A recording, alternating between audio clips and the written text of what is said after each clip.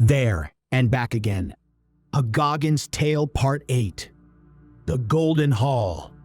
As the Fellowship approached the grand doors of the Golden Hall, they were met by Hama, the door warden, who held up his hand. "No man enters the hall armed," he declared. His eyes moved from Aragorn's sword to Gimli's axe and lingered with open suspicion on Goggins' pistol and blade. "The king's law demands all weapons be left at the entrance." Goggins, unfazed, crossed his arms. "These," he said, nodding toward his own gear. "These ain't weapons, man.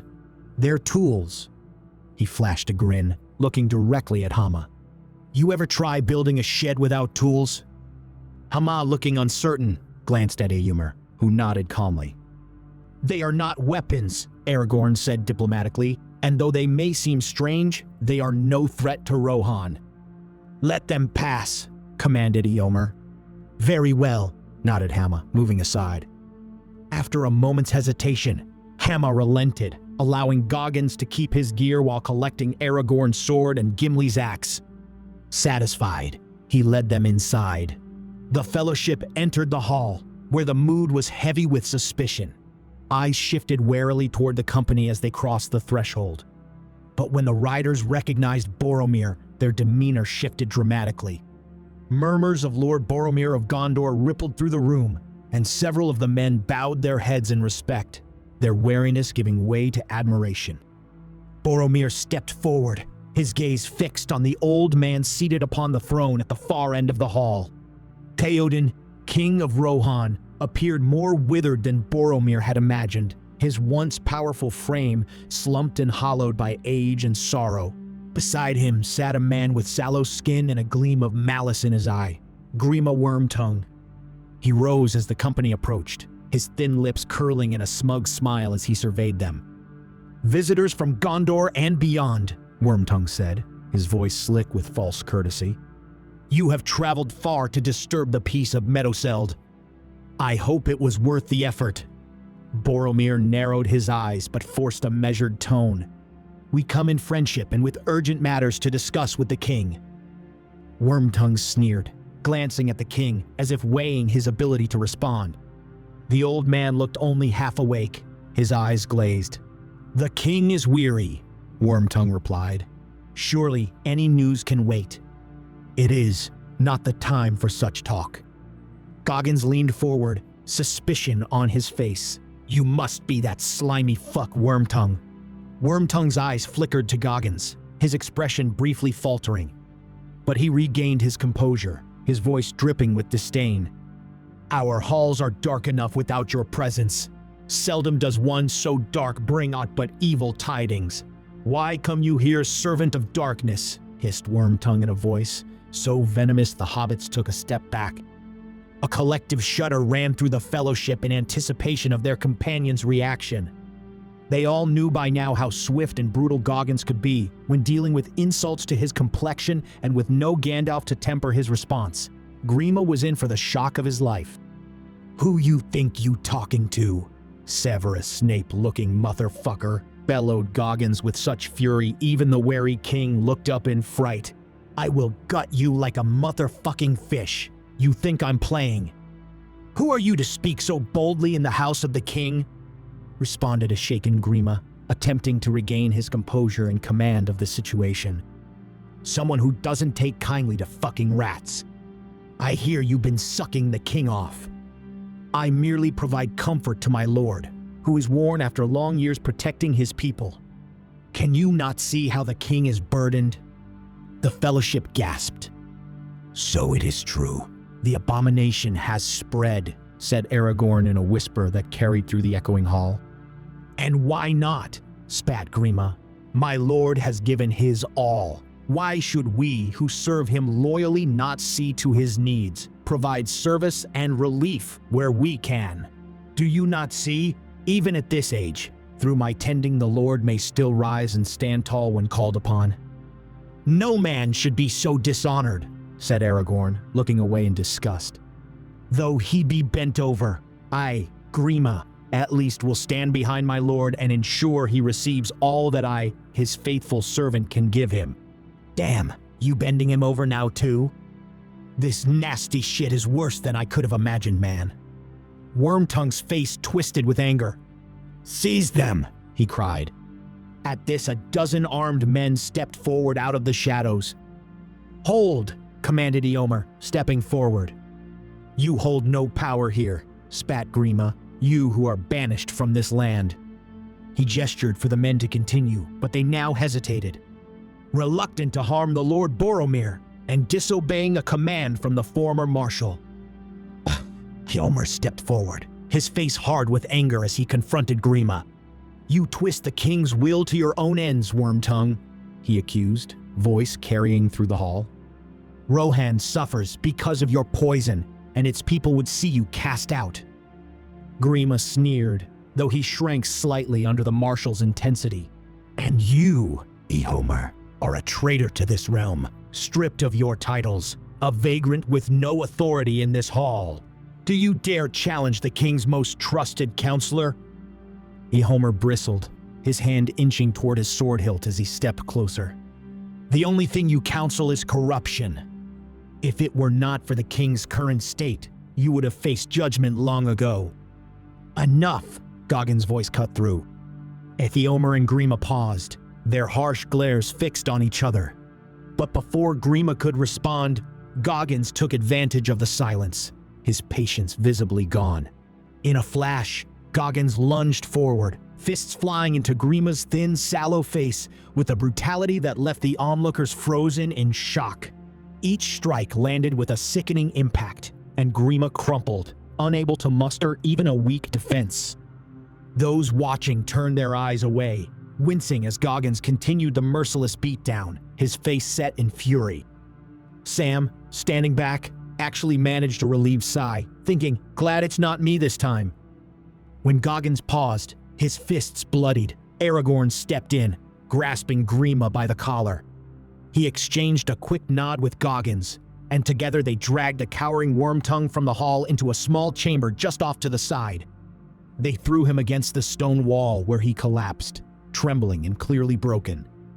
Aragorn leaned close, his voice deadly quiet. "You know what we seek, Grima. Tell us your master's plan." But Goggins cut in.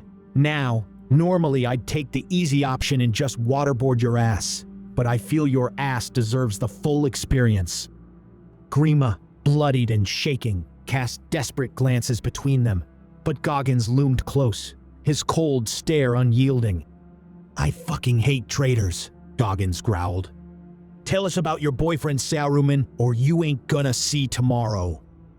"I don't know what you're talking about," stammered Grima, coughing up blood. "Gimli, get in here, man," shouted Goggins, loud enough for the dwarf to hear through the wall. A moment later, he appeared. "Go get your axe from that little bitch at the door." "Yes, my lord," replied Gimli, giving his master a nod of admiration before swiftly following the order. They heard some commotion in the direction of the entrance to the hall, followed by a dull thud, then heavy dwarven footsteps a moment later. The dwarf entered, appearing pleased at being reunited with his prized possession. Goggins turned back to Grima, who lay sprawled on the cold floor. "Now you've got a choice. Either you tell me what I want, or my boy Gimli here's gonna take a leg." Grima's eyes shot open in fear. He spoke in a voice barely louder than a whisper, so as not to be overheard. I was only following orders. The wizard put a spell on me. I see it now. He has plans for Rohan to fall to him. I am loyal to the king." After Grima's stammering confession, Goggins shouted for Frodo and Sam, a mischievous grin spreading across his face.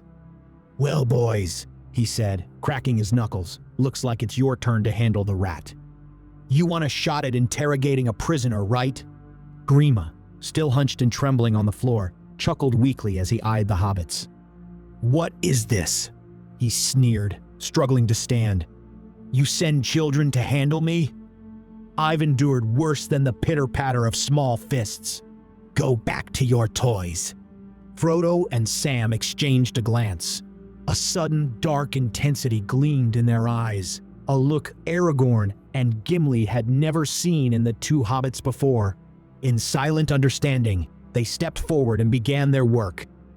"That's for the disgusting abomination you did to the king. You should never have touched him," roared Sam as he snapped Grima's pinky finger with merciless force, causing the mock smile on Wormtongue's face to vanish. "You little bastards!" Grima yelped, trying to wrench himself free, but Frodo was quick to grab his hair and pull hard, tearing greasy locks out by the root. When Grima tried to swipe at them, Frodo ducked and drove his fist squarely into Grima's face, breaking his nose with a sickening crunch. Aragorn and Gimli, watching nearby, looked on in astonishment. Aragorn shook his head, unable to believe the sheer intensity that had come over the usually gentle hobbits. Even Grima's hissing threats and pleas were met with cold, unwavering stares from Frodo and Sam, who continued snapping his fingers one by one. Gimli muttered, "I've seen warriors with less stomach for this kind of work." Aragorn nodded, his eyes narrowing with quiet respect. They have changed. Perhaps Goggins has given them more than just courage. The hobbits finished, leaving Grima a broken, blubbering mess on the floor. Frodo and Sam stood, chests heaving, with an intensity that slowly melted as they looked to Goggins for approval. Goggins nodded, smirking with pride at the two. "Good work, boys. Looks like you've grown more than a few inches since I met you." Grima whimpered, clutching his battered hands. He had underestimated them and paid dearly for it. Aragorn's eyes darkened. "Your treachery ends now." He turned to Goggins, satisfied with the confession and punishment. Grima whimpered as they pulled him back toward the main hall, exposed now to all as the true source of Rohan's ruin. With Grima finally subdued, Aragorn and Goggins handed him over to the marshal, who ordered his men to bind the traitor. Aragorn and Goggins turned their attention to the king, who still sat slumped, his gaze empty and clouded. Goggins leaned close, studying the old king's gaunt face and dull eyes. "He looks like a fucking meth head," he muttered, frowning as he took in the king's appearance. Aragorn sighed, pulling Goggins aside to a quiet corner of the hall. "The king is under Sauron's spell, no doubt. But without Gandalf, how do we expel this shadow from him?" Goggins thought for a moment. "I once saw this movie where this little hoe was possessed by a demon. They had to perform an exorcism to get that motherfucker out." He raised an eyebrow, a plan forming. "We're gonna need a cross and some holy water, man. And you're gonna need to address me as father for this to work." Aragorn gave a resolute nod, his expression serious. "Yes, Father Goggins." "And I'm gonna need some new robes," Goggins added, glancing around the hall before heading toward the village. A short while later, Goggins returned, attired in makeshift robes he'd fashioned to closely resemble a priest's garb. The sight was unexpected, and the men stared in curiosity, some muttering suspiciously and others in confusion as Goggins strode in with newfound piety. "Clear the area, bitches," he commanded, motioning the fellowship and king's men to step back and give him room. Standing before the king, Goggins raised an improvised cross fashioned from two wooden staves. He held a water skin, ready to sprinkle its contents.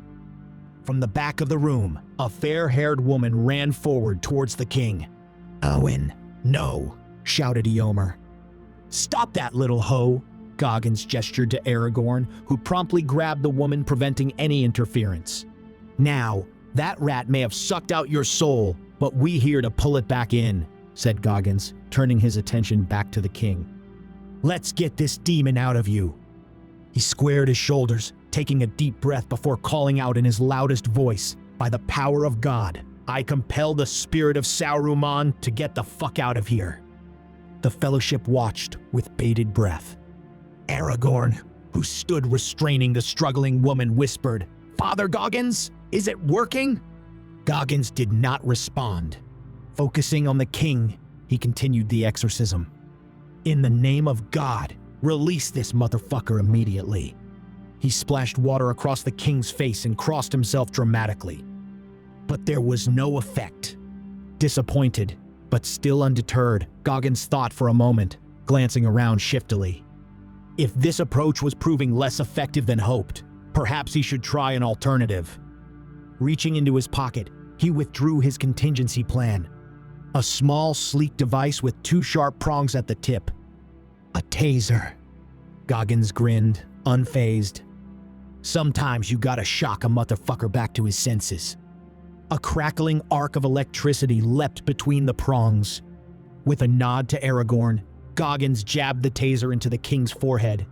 The old king's body jolted violently, and for a brief moment, the glazed look in his eyes seemed to fade. But Goggins wasn't done yet. He continued his tasering of the king until a dark shadow arose and left his body. A murmur rippled through the hall, the tension thick as everyone held their breath. Suddenly, the king's gaze snapped back into focus, and he blinked as if seeing the room for the first time. His eyes, clear and sharp, fixed on Goggins with wonder. "Where am I?" King Theoden asked, his voice rasping but regaining strength with each word. He lifted his hands and stared at them as if they were foreign objects.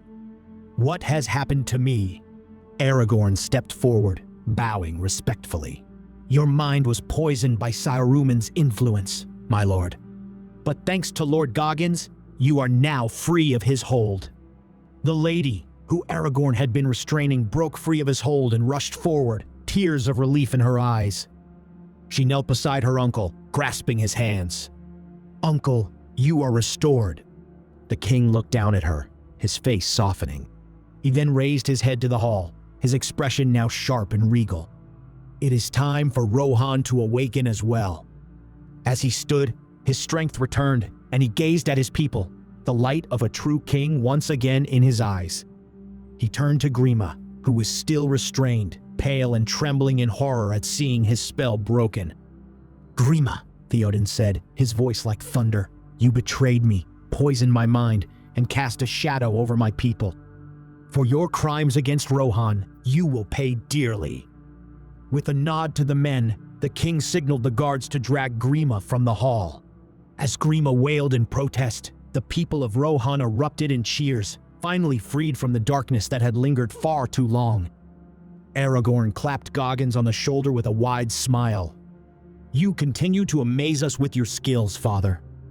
Goggins smiled back but did not immediately respond. He appeared deep in thought, eventually breaking his silence. "We should crucify that motherfucker." "What is that?" asked Aragorn. "A punishment for his sins." "I understand.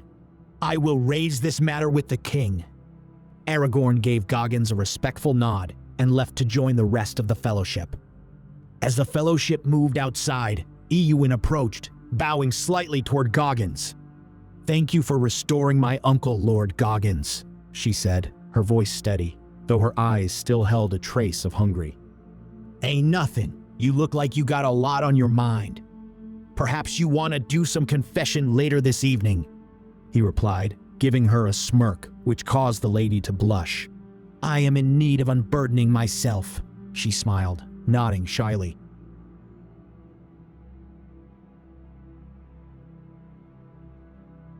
Thanks for joining us on this adventure. If you enjoyed the journey and are eager for more wild fan fiction, don't forget to hit that like button, share with your fellow fans, and subscribe for more episodes. And if you're as enchanted by the idea of Middle-earth meeting Hogwarts as we are, make sure to check out our series exploring this magical crossover. Your support brings these worlds to life. Until next time, keep the fantasy alive.